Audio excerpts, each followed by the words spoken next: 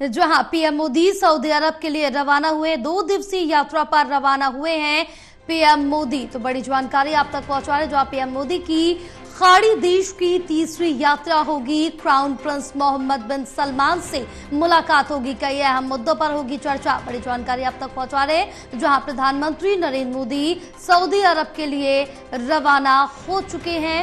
2 दिवसीय ये यात्रा है पीएम मोदी की। पीएम मोदी की खाड़ी देश की ये तीसरी यात्रा होगी।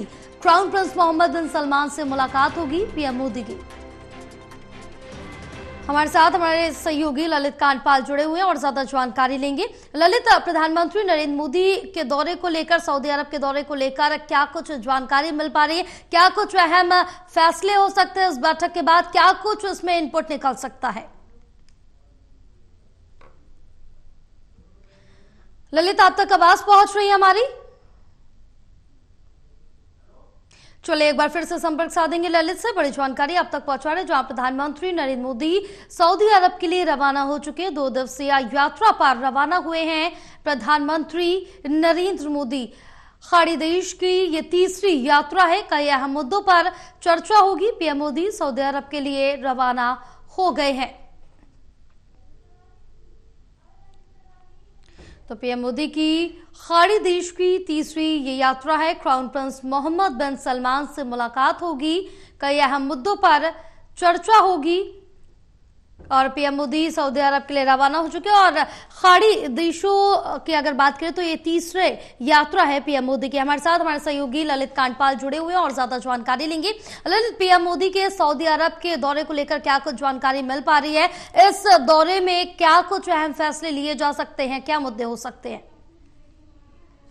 नरेंद्र मोदी दिल्ली से सऊदी अरब के लिए रवाना हो गए हैं और प्रधानमंत्री नरेंद्र मोदी ने आज इस यात्रा पर जाने से पहले उन्होंने काफ़ी आशावान एक तरह से बयान दिया है। उन्होंने कहा है कि दोनों देशों के बीच जो है रक्षा, ऊर्जा और दूसरे कई टेक्नोलॉजी जैसे कई सेक्टर्स में जो है महत्वपूर्ण तरीके से बातचीत हो सकती है। इससे पहले जया, हमको ये याद होगा कि तकरीबन 2023 में मोहम्मद बिन सलमान जो है वो भारत आए थे और क्राउन प्रिंस जो हैं सऊदी अरब के वो भारत आए थे और उन्होंने भारत में उनकी बड़ी सफल यात्रा रही थी। उस वक्त जो है दोनों देशों के बीच में काफ़ी सारी बातचीत हुई थी, काफ़ी सारे मुद्दों पर समझौता हुआ था और उसी वक्त उन्होंने जो है प्रधानमंत्री नरेंद्र मोदी को निमंत्रण दिया था कि आप भी हमारे वहाँ आइए।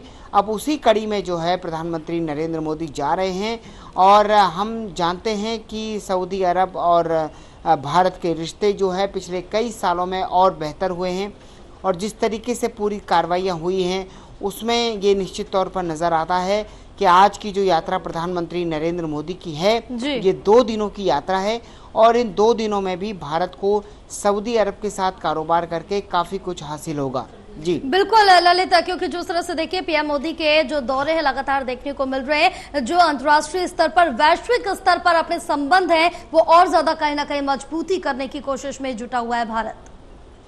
बिल्कुल, भारत लगातार जो है प्रधानमंत्री नरेंद्र मोदी दुनिया के हर कोने में जा रहे हैं। एक तरह से अगर कहा जाए, अभी उन्होंने जो है श्रीलंका की यात्रा की थी, उससे पहले बांग्लादेश के राष्ट्रपति के साथ भी उनकी मुलाकात हुई थी और कई सारे देशों के साथ जो है उनकी मुलाकात हुई है। अगर विदेश की बात करें तो कई देशों में वो अभी दौरा करके आए हैं। तो कुल मिलाकर अगर देखा जाए तो भारत जो है अपने हर सेक्टर की माहिरता के साथ दुनिया के हर देश के साथ समझौता कर रहा है और ऊर्जा जो कि भविष्य की ज़रूरत भी है और ग्रीन एनर्जी जो है उसको लेकर भी कई देशों के साथ समझौता कर रहा है।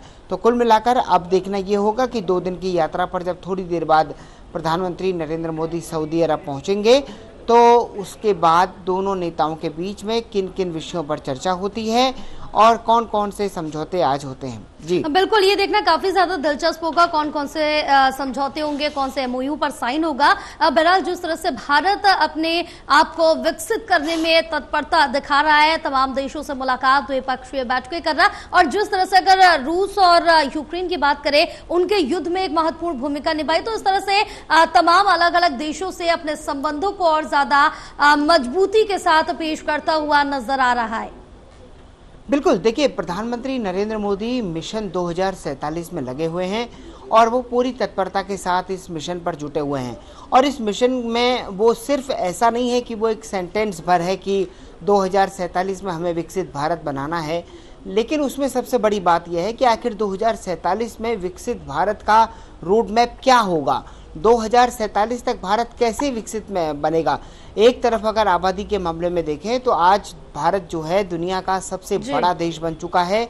भले ही ये एक बड़ा बाजार हो सकता है, लेकिन सवाल यहाँ के ये भी हैं कि यहाँ के युवाओं को रोजगार भी चाहिए, यहाँ की इंडस्ट्रीज को भी ग्रो करना है और उसे दुनिया के मुकाबले का बनाना है।